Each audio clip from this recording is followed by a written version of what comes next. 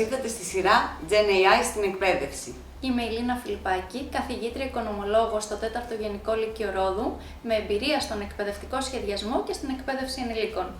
Και είμαι η Ιωάννα Ταούκη, εργάζομαι στην εταιρεία εκπαιδευτικής τεχνολογίας 100 Mentors και ειδικεύομαι στην αξιοποίηση εργαλείων παραγωγικής τεχνητής νοημοσύνης στην εκπαίδευση. Είμαστε εδώ για να ανακαλύψουμε μαζί πώς η εκπαιδευτική κοινότητα μπορεί να αποφεληθεί από τις δυνατότητες της παραγωγικής τεχνητής νοημοσύνης, διασφαλίζοντας την ηθική της χρήση. Στο επεισόδιο αυτό θα μιλήσουμε για τα μεγάλα γλωσσικά μοντέλα. Τα μεγάλα γλωσσικά μοντέλα ή Large Language Models, σε συντομία LLMs, είναι υπολογιστικά προγράμματα παραγωγικής τεχνητής νοημοσύνης, τα οποία λειτουργούν με βάση την κατανόηση της γλώσσας.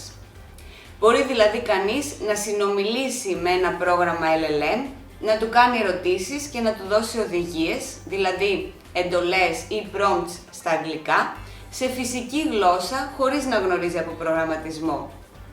Τα LLMs λειτουργούν με μια τεχνολογία που ονομάζεται Deep Learning. Αυτό σημαίνει πως έχουν εκπαιδευτεί να αναγνωρίζουν και να κατανοούν τη γλώσσα μας, επεξεργάζοντας έναν τεράστιο όγκο δεδομένων που τους έχει δοθεί στο παρελθόν.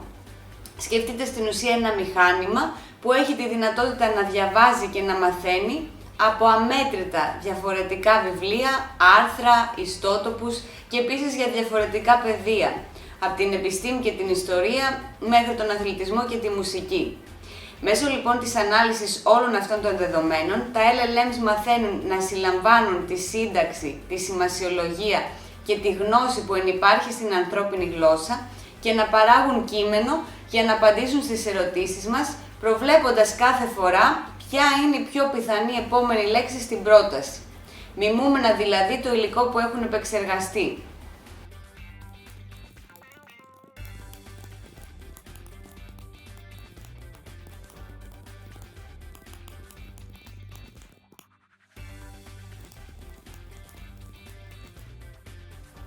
Μερικά από τα επικρατέστερα μεγάλα γλωσσικά μοντέλα σήμερα είναι το ChatGPT 3,5 και 4, το Bing Chat της Microsoft, το Bard της Google και το Llama της Meta.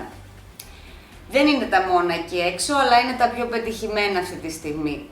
Ωστόσο πρέπει να λάβουμε υπόψη μας ότι οι εξελίξεις στο πεδίο των LLMs είναι ραγδαίες στις μέρες μας και αυτό σημαίνει πως μπορεί ακόμη και τη στιγμή που θα δείτε εσείς στο βίντεο αυτό να υπάρχουν νέες εκδόσεις ή καινούργια LLMs που προσφέρουν ακόμη περισσότερες δυνατότητες.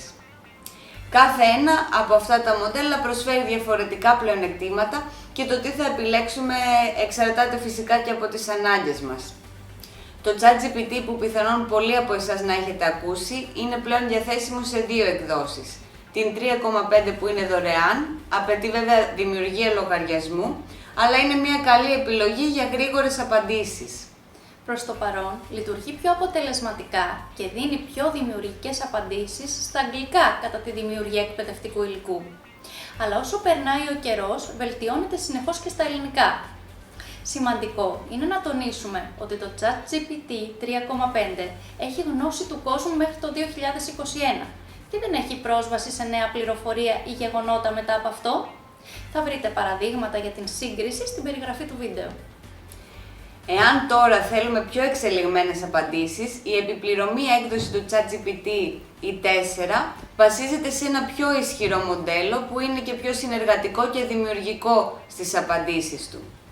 Τα καλά νέα είναι ότι το Bing Chat της Microsoft βασίζεται στην τεχνολογία αυτή, την GPT-4, είναι δωρεάν και δεν απαιτεί εγγραφή για τη χρήση του.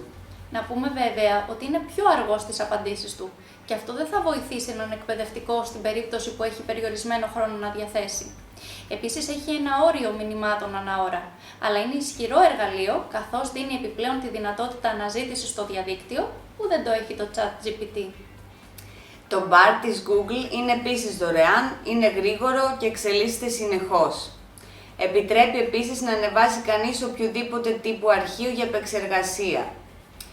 Και τέλος το Llama, που είναι το πιο καινούριο από τα μοντέλα, δημιουργήθηκε από την Meta AI και είναι επίσης πολύ γρήγορο και αποτελεσματικό εργαλείο. Εδώ να πούμε, Ιωάννα, ότι το συγκεκριμένο εργαλείο δημιουργήθηκε με βασικό στόχο να είναι πιο ασφαλές και πιο φιλικό για τις οικογένειες. Το αρνητικό του βέβαια είναι ότι συχνά είναι λιγότερο δημιουργικό, όπως για παράδειγμα στη συγγραφή λογοτεχνικών κειμένων ή ποιημάτων. Επίσης, ένας περιορισμός του είναι ότι χρειάζεται κανείς να εγκαταστήσει το λάμα στον υπολογιστή του, καθώς προς το παρόν δεν υπάρχει online έκδοσή του.